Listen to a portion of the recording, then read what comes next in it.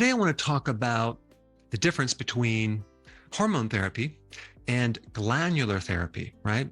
Another name for glandular therapy is organotherapy, using organ extracts from animals, whether it's a sheep, pig, or cow. And this therapy was used in even hospitals in the late 1800s, early 1900s, I think up to like in the 30s it was used. But then we started isolating the hormones in the gland tissue and then making them synthetic.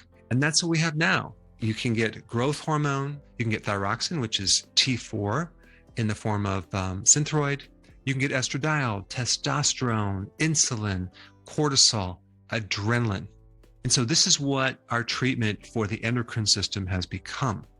You know, when someone has a hormonal imbalance or hormonal deficiency, I always want to ask a question, why? Why are your hormones deficient in the first place? There are a lot of complications and side effects that occur when you start to do hormonal therapy. If we talk about the endocrine system and look at it from a very simplistic viewpoint, you have the gland, you have the hormone, and you have the connection or receptor where it goes, right? And so what you're looking at is a very rudiment communication network. The gland is kind of like the thing that makes the hormone. The hormone is the communication. This hormone communication travels through the blood and it gets received by a receptor on the other end. And so it's the receptor that activates certain functions through genes and certain proteins. And when that activation occurs, there's also something else that's very, very important in this communication mechanism. And it's the feedback loop that's connected with this communication. In other words, it's a control mechanism that's controlled by the receptor. Something is sent back to that gland to turn it off if we're dealing with a negative feedback loop. It's very similar to in your house, you have a thermostat that adjusts to a certain temperature and then it turns off at that temperature. The same exact thing happens with the endocrine system. And so when someone does hormonal therapy and they're giving you a hormone, the question is, how do you adjust for this feedback loop? How do you know how much exactly to give the person and when to give the person? Hormones are created and sent through a very complex wave pattern, a circadian rhythm. And a lot of these hormones, especially the anabolic ones that actually build things up, are produced and sent mostly in the middle of the night when you're sleeping, right? So when you take this hormone in the day, does that complicate things? And so we're trying to mimic this very complex machinery when we actually take a hormone.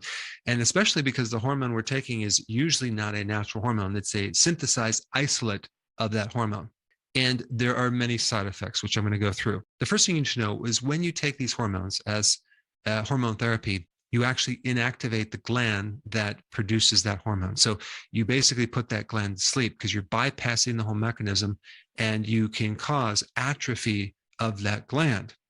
As in one of the side effects from testosterone therapy, right? You actually cause testicular atrophy. Or even when you take synthroid, T4, you actually cause atrophy of that gland. So now your body is dependent on that external supply. You should just be aware of that. I'm not telling you not to do it, but you should just know that going into this therapy. Like, let's take growth hormone. Are there any complications? Yeah, big time. Carpal tunnel syndrome, insulin resistance, type 2 diabetes, edema, increased breast tissue, increased risk of cancer. Now, what about when you're taking thyroid hormones? Well, insomnia, headache, tremor, chest pain, increased pulse rate, fatigue, and heat intolerance. And then what about estradiol, like estrogen? Well, there's a lot of bad effects that occur from that hormone. One is breast cancer, ovarian cancer, uterine cancer, stroke, blood clots, gallstones. But other than that, you can be perfectly fine. Now, with testosterone therapy, it doesn't come without problems too. Acne, testicular atrophy, aggression, deeper voice, hoarseness, mood swings, insomnia, etc., etc. Now, what about insulin therapy? Is there any complications? Yeah, I think the majority of the population right now is doing an experiment with insulin therapy. Of course, it's through eating a lot of refined carbs. But when you actually take insulin, it doesn't come without side effects. Number one, you're going to get weight gain. mood issues, low potassium, swelling, heart problems, heart failure even. And if someone takes too much, they can end up in a coma. In fact, that was one of the therapies early on in the 1900s, giving people insulin shock therapy, where they give them insulin, put them in a coma, and they wake up greatly overweight. But apparently that was used for all sorts of mental problems. Well, but right now they don't do that. They use electric shock therapy, which is definitely a lot worse. All right, what about the adrenal hormones, right?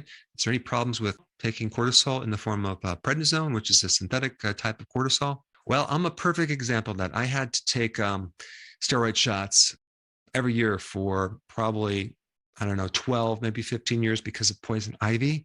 Now I'm resistant to it. It created a lot of problems for me. It created insomnia, all sorts of adrenal issues. But the side effects from cortisol are diabetes, a very lowered immune system, cortisol resistance, which means now it doesn't really work. Just the same thing with insulin. You can get insulin resistance too, and now it doesn't work anymore. And so when you have cortisol resistance or even insulin resistance, you get now a deficiency of that hormone. So if you don't have enough cortisol, okay, you'll get a lot of inflammatory conditions, a lot of skin problems. This is why one of the common treatments for dermatitis and skin problems is steroid creams. But other symptoms would be insomnia, that was me, mood problems, agitation, and anxiety. So as you can see, there's a lot of side effects from this hormonal therapy, okay?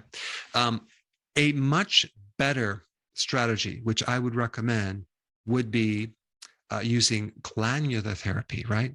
Using glandular extracts. Now, what would that do that's different than hormonal therapy? Well, you're supporting the entire endocrine system as a whole. When you take a glandular, you're getting a lot of things in that gland. You're getting nutrition. I mean, just take a look at glands as far as out of all the foods that people eat. And, you know, people are focused on eating muscle meat and things like that. But what about the rest of the animal, right? We used to eat glands early on. And out of all the things that you can eat, your glands and organ meats are the most nutrient dense. So number one, we're going to support the endocrine system with a super nutrient dense substance. But you also have other things. You have growth factors, you have proteins, certain amino acids, peptides, which are chains of amino acids, cofactors, minerals, enzymes. You have the whole package, especially if it's freeze-dried glandulars. Now, I think the big reason why we don't use glandulars anymore is because apparently it's not practical. That's kind of expensive. If you can take a look at what it would take to synthesize a hormone, you can do it at a much higher scale. You can refine it, you can synthesize it. But the question is it a better treatment? Well, you judge. But there's a lot of history on glandulars. For example, in 1891, there was a doctor named Dr. George Murray, and he demonstrated that myxedema in hypothyroid cases. Myxedema is that kind of that puffiness that you would get that looks like fat, that it's not really fat. It's kind of a waste product from metabolism. Well, this doctor demonstrated that by taking thyroid extract from a sheep, he can resolve that problem. Other doctors were using extracts of the parathyroid gland in treating tetany or muscle problems after someone had surgery. Now, tetany is that twitching. The parathyroid regulates calcium. So somehow taking the parathyroid gland helped that. I know when I was in practice, I used whole desiccated adrenal a lot. So I would use the adrenal gland for all sorts of things related to the adrenal, and I would see quite good results. But of course, you're not going to probably see a lot of money invested into doing double-blinded, placebo-controlled clinical trials on glandulars because you can't really patent them. But you can still get like Armour thyroid, okay? That's using the whole gland instead of just one hormone. People lose more weight on Armour than just Synthroid.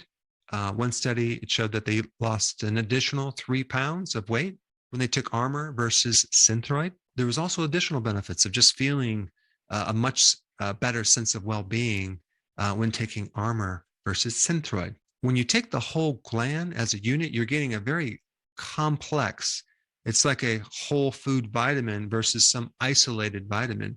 But anyway, I wanted to introduce you to yet another possibility. If you're suffering with certain type of endocrine problems, there are glandulars that you could take that potentially could help you. And